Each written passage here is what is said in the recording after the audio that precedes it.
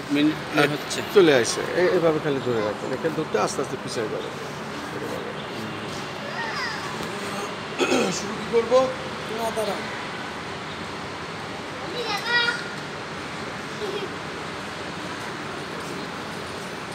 আমি কিন্তু অ্যাঙ্গেল দেই নাই।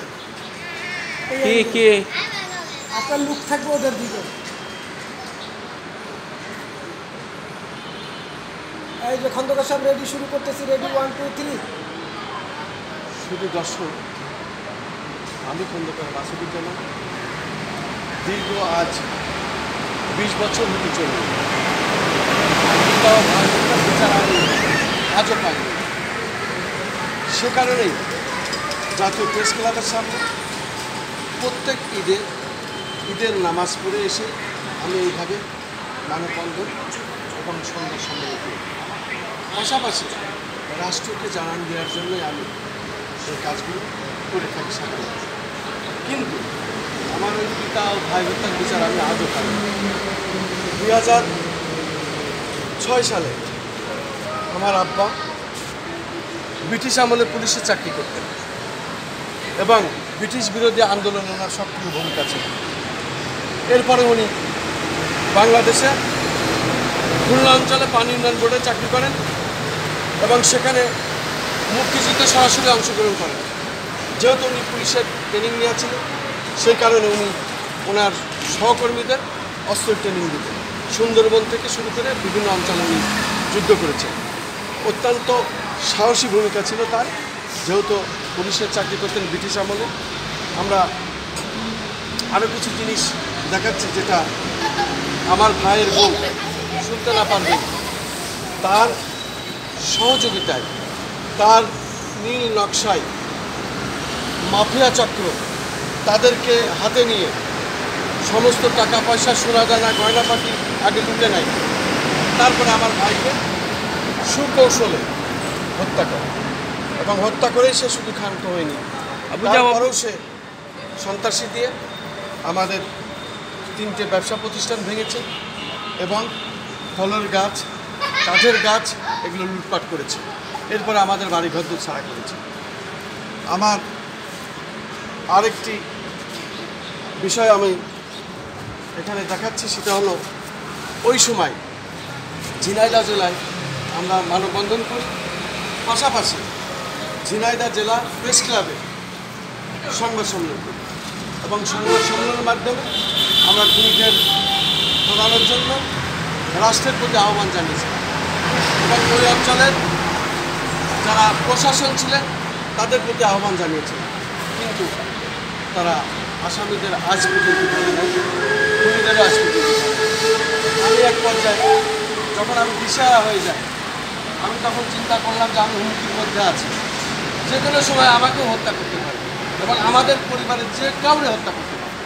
তখন আমরা সরে আসি এবং ঢাকাতে চলে আসি। আমি যেহেতু পূর্বেই আমি ছোটোকাল থেকে ঢাকায় আমাদের চলাফেরা এবং ঢাকাতে আমি একসময় বেগার্ড ইনস্টিটিউটে প্রায় 30-35 বছর আগের কথা বলছি, আমি ফটোগ্রাফিতে ওখানে কোর্স করি মঞ্জুর আলম বেগ স্যারের কাছে বেগার্ড ইনস্টিটিউট এবং গোলাম মোস্তফা স্যারের কাছে ভিডিও কোর্স করি।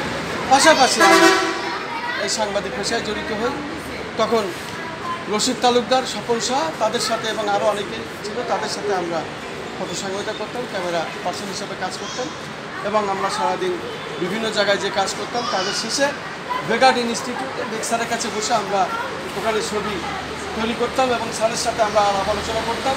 ভালো মন্দ বিচার বিশ্লেষণ হতো, তারপরে পত্রিকায় ছবি ছাপা হতো। এইভাবে অনেক কাজ আমরা করেছি, প্রচুর কাজ আমরা করেছি। তখন থেকে আমি বিপিএসের মেম্বার, বাংলাদেশ ফটোগ্রাফিক সোসাইটি বিপিএসের মেম্বার তখন থেকেই আমি।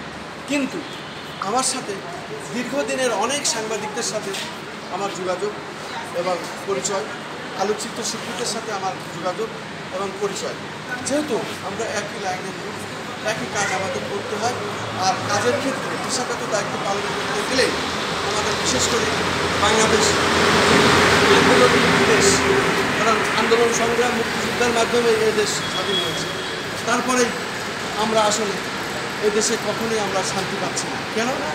এক সরকার আসে, আর এক সরকার আসে, তারপরে আবার আন্দোলন হয়, আবার সংগ্রাম হয় এই আন্দোলন সংগ্রাম একের পর এক আছেই, তখন আমরা বিভিন্ন সময় আমরা রাজপথে থেকেছি এবং রাজপথে থেকে আমরা এই ক্যামেরা, এই ছবি তোলা, এই ভিডিও ফুটেজ নেওয়া, বিশেষ করে তখন ছিল ফিল্মের যুগ, তখন আর এই ইন্টারনেট আসে নাই, মোবাইল আসে নাই, তখনকার কাজ ছিল অত্যন্ত কঠিন এবং কষ্ট।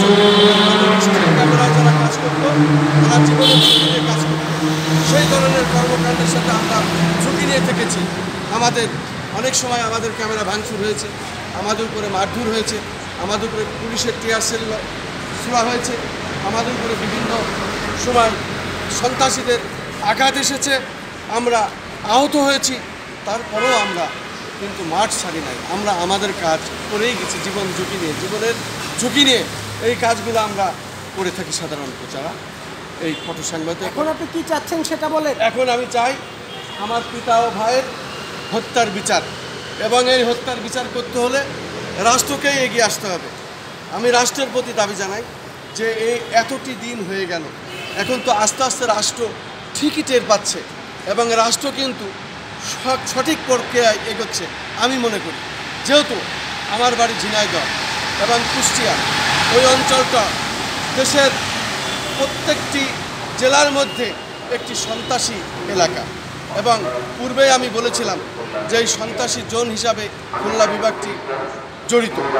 এই খুলনা অঞ্চলটি, খুলনা বিভাগটি আসলে কয়েকটি জেলা এখানে বেশি জড়িত সন্ত্রাসীদের অভয়ারণ্য।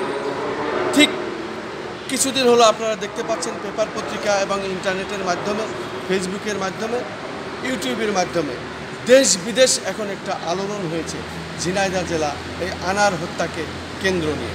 এই আনার হত্যাকে কেন্দ্র করেই এখন অনেক তথ্য বেরিয়ে এসেছে। একথা কিন্তু আমরা অনেক আগেই বলেছিলাম জাতীয় প্রেস ক্লাবের সামনে দাঁড়িয়ে। যারা টেন্ডারবাজি করে, যারা সন্ত্রাসী করে, যারা অবৈধ অস্ত্র হাতে নিয়ে বেড়ায়, ঘুরে বেড়ায়, আবার প্রশাসনের সাথে তারা কিন্তু আঘাত করে চলে। এক পর্যায়ে তারা কি করছে, যখন যে সরকার আসছে সেই সরকারের সাথে তারা আঘাত করেছে, করে সেখানে তারা রাষ্ট্রীয় ক্ষমতা হাতে নিয়ে তারা লুটপাট করেছে, খুন রাজধানী বদমাশি করেছে, টেন্ডারবাজি করেছে, টাকার বিনিময়ে মানুষকে হত্যা করেছে। ঠিক তাদেরই নাম কিন্তু এখন আবার বেরিয়ে আসছে। তারা কিন্তু মুখোশধারী, তাদের চেহারা এখন আস্তে আস্তে বেরিয়ে আসছে, তাদের যে পাপের ফল আস্তে আস্তে এখন বেরিয়ে আসছে।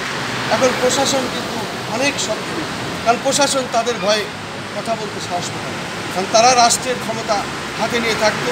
যদি তাদের বিরুদ্ধে কথা বলে, সত্য কথা বলে, তাহলে তাদেরকে চাকরি নাও থাকতে পারে, তাদেরকে ডিমোশন হয়, তাদেরকে দেখা যাচ্ছে যে আবার অন্যত্র ট্রান্সফার করে। এইভাবেই এই রাজনৈতিক নেতারা কুলসিত করেছে স্বাধীনের পর থেকে আজ পর্যন্ত রাষ্ট্র এইভাবেই চলছে। এই রাষ্ট্রকে বিনির্মাণ করা দরকার, আর এই বিনির্মাণ করতে হলে রাষ্ট্রই পারবে।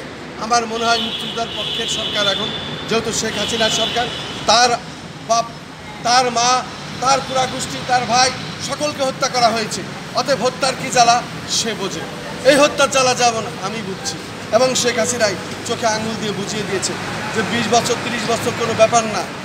এই হত্যার বিচার সবসময় করা যায় যদি প্রশাসন সঠিক থাকে, যদি আদালত সঠিক থাকে, বিচারক সঠিক থাকে, ন্যায় বিচার হয়, তাহলে পারে এই দেশে বিচার পাওয়ার কোনো ঘটনাই না। ন্যায় বিচার হবে এবং ন্যায় বিচার এই রাষ্ট্রই করে দিতে পারবে। আমি রাষ্ট্রের কাছে দাবি জানাই, আমাদের কয়েকশো কোটি টাকা লুটে নিয়েছে, জয়নাল হাজারী থেকে শুরু করে আওয়ামী লীগের অনেক এমপি, মন্ত্রী, নেতারা জড়িত আছে। এটা শেখ হাসিনার কাছে আমি দাবি, মাননীয় প্রধানমন্ত্রীর কাছে আমার দাবি। আজকে আমি জানাচ্ছি, এতদিন আমি জানাইনি, এতদিন আমি বলেছি ভিন্ন কায়দায়। যেহেতু এখন আমি দেখছি রাষ্ট্রের অনেক কিছুই প্রধানমন্ত্রী এখন হাতে নিচ্ছেন এবং দায়িত্ব নিচ্ছেন, তাদের বিচারের আওতায় আনছেন। ঠিক আমার পিতা ও ভাইকেই এভাবে আনতে হবে আইনের আওতায়। যারা খুনি, যারা এই নীল নকশা করেছে, যারা এই মাফিয়া, তাদেরকে ধরতে হবে, তাদেরকে বিচার বিভাগের তদন্তের মাধ্যমে, উচ্চতর তদন্তের মাধ্যমে তাদের আদালতের কাঠগড়ায় এনে বিচার বিভাগের তদন্তের মাধ্যমে ফাঁসি দিতে হবে, যাতে এই ধরনের ঘটনা এদেশে আর পুনরাবৃত্তি না হয়। আমি পরিষ্কারভাবে বলতে চাই, রাষ্ট্রকে এই দায়িত্ব নিতে হবে, আমাদের ক্ষতিপূরণ দিতে হবে। এই কয়েকশো কোটি টাকা আমাদের লুফে নিয়েছে, আমাদের 3-4টে ব্যবসা প্রতিষ্ঠান ভেঙেছে, ফলজ কাঠের গাছ কেটে নিয়েছে, নগদ অর্থ, সৈন্য অবকার সহ পুরা টাকা পয়সা লুটপাট করে নিয়েছে। আমরা বাড়ি বন্ধ ছাড়া আমরা পথে পথে ঘুরে বেড়াচ্ছি। আমি ন্যায় বিচার চাই, সুষ্ঠু বিচার চাই এবং আদালতের মাধ্যমে বিশেষ করে বিচার বিভাগ তদন্তের মাধ্যমে উচ্চ তদন্তের মাধ্যমে আমি ন্যায় বিচার চাই এবং এই ন্যায় বিচারের মাধ্যমে আমি খুনিদের দৃষ্টান্তমূলক শাস্তি চাই, ফাঁসি চাই। আমি খন্দকার মাসুদুজ্জামান, জাতীয় প্রেস ক্লাবের সামনে এবার আমি দাঁড়িয়েছি এই ঈদের দিন। আমার দাবি একটাই, আমি ফাঁসি চাই, খুনিদের ফাঁসি চাই, খুনিদের ফাঁসি চাই, ন্যায় বিচার চাই। ঠিক আছে? হ্যাঁ ঠিক আছে, এত কথা কইলেন।